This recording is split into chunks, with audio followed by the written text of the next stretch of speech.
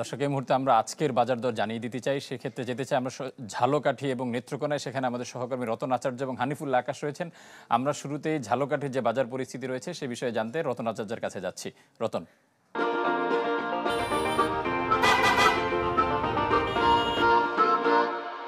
ফারুক, শীতকালীন সবজি কিন্তু বাজারে উঠতে শুরু করেছে, কিন্তু উঠতে শুরু করলেও কিন্তু বেশ কিছু সবজির দাম প্রতি কেজিতে 20 থেকে 30 টাকা বেড়েছে।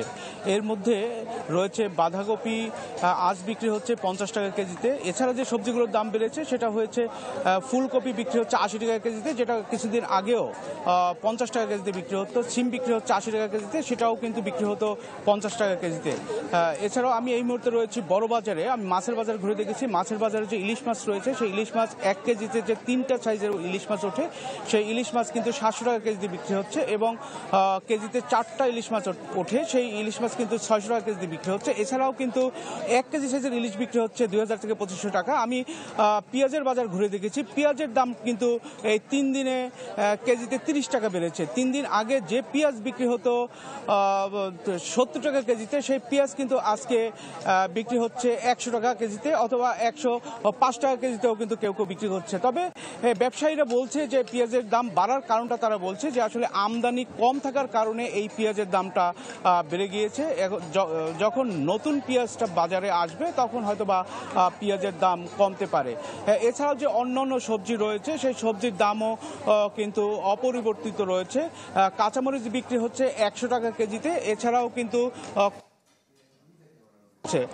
তবে ফারুক, এখানে কিন্তু বাজার মনিটরিং এর জন্য যে ক্রেতা রয়েছেন তারা কিন্তু দাবি জানিয়েছে।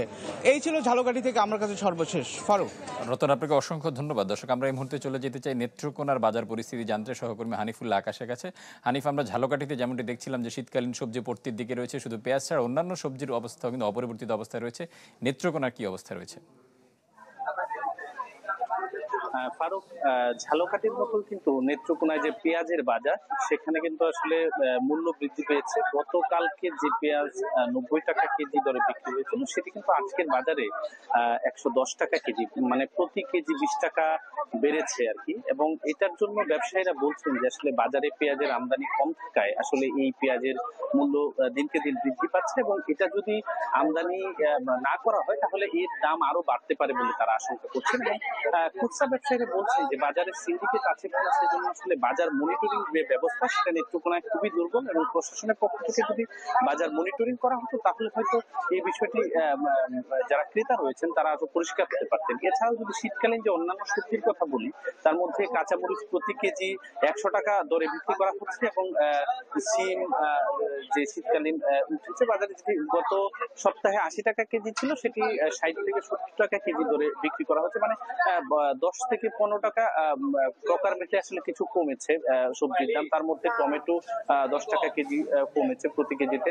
এবং এছাড়াও যে অন্যান্য শীতকালীন যে সকল শাকসবজি রয়েছে সেগুলো কিন্তু দিনকে দিন কমতে শুরু করেছে, এবং ব্যবসায়ীরা বলছেন যে আসলে উৎপাদন হওয়ার কারণে এই বাজারে এর মানে আমদানি বেশি, যে কারণে আসলে প্রত্যেকটি সবজির দাম কিছুটা কমছে। ফারুক। আকাশ, আপনাকে অসংখ্য ধন্যবাদ। দর্শক, নেত্রকোনা এবং ঝালকাঠি থেকে নিত্যপণ্যের বাজার পরিস্থিতি জানাচ্ছিলেন আমাদের সহকর্মীরা।